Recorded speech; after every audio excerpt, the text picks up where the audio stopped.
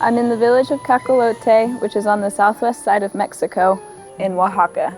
I started Spanish school in June of 2023, and I was only planning to stay for one level. God had other plans, and so about late July, I realized that God was telling me to come back and do levels 2 and 3 from September to December.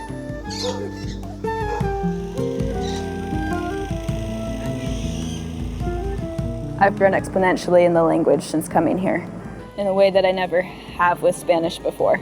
There was a lot of factors that got me interested in Spanish. A big one was when I went to Panama on a missions trip with my church and my dad, and I just loved the language and knew I needed to learn it and work in the missions field in some way when I finished high school.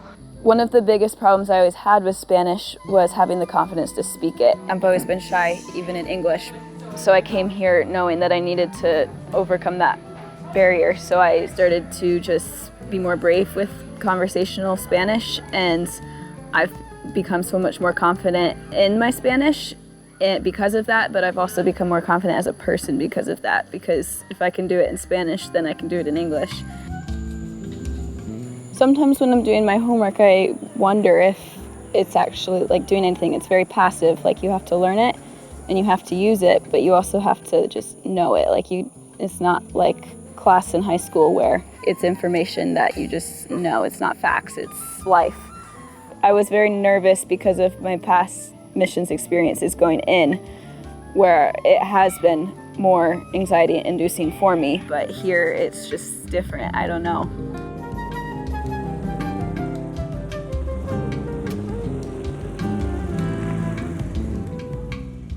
Cacolote, Mexico is a very special place. Even the people who've been here for a long time, I think, would agree with the statement that it's like there's not really a place in the world like it. It's just like, it happens in Cacolote.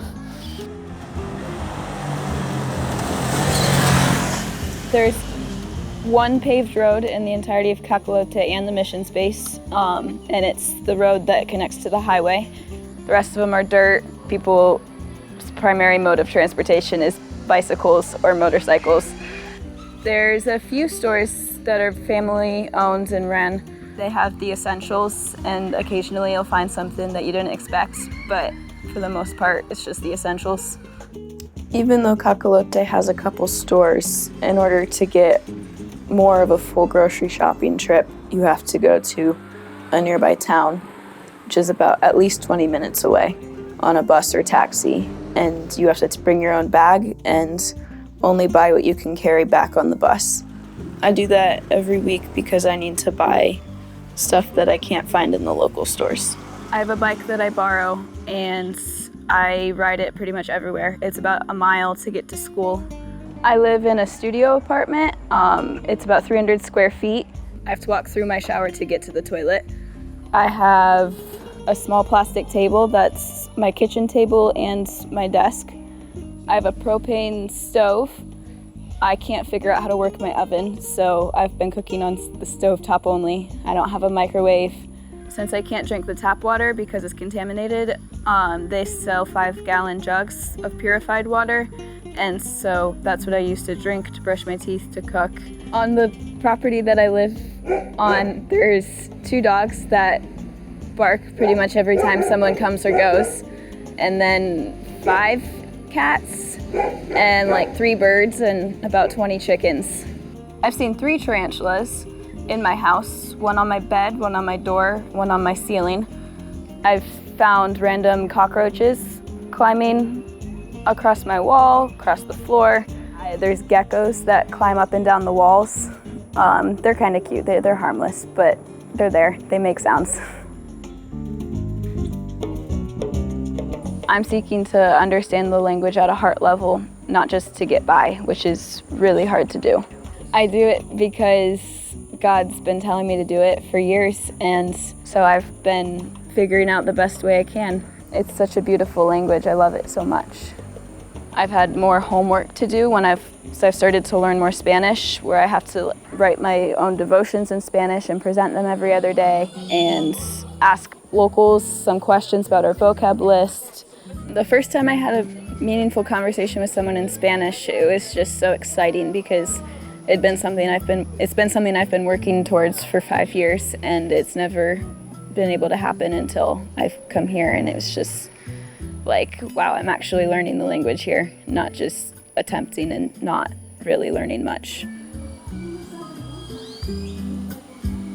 I've been working in the elementary school here.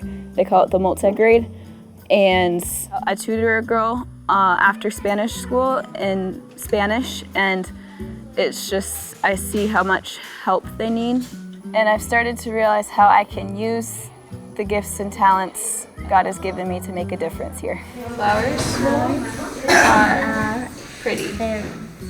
I feel like God's telling me that I need to come back after I finish my Bachelor of Education and finish Spanish school. And after that, I think that there's a very high chance that God wants me to work in the multi-grade full-time. This would be a missionary position that I would need to raise support for. It is part of the mission space as an outreach for evangelism, and so they keep the cost low for students so that more students can attend. Stepping into God's call is really exciting because I've always wanted to follow God's call, and I've done that to the best of my knowledge, but it's just, this is a more clear picture of what God's call is for my life, and it's starting to come into focus a little bit better.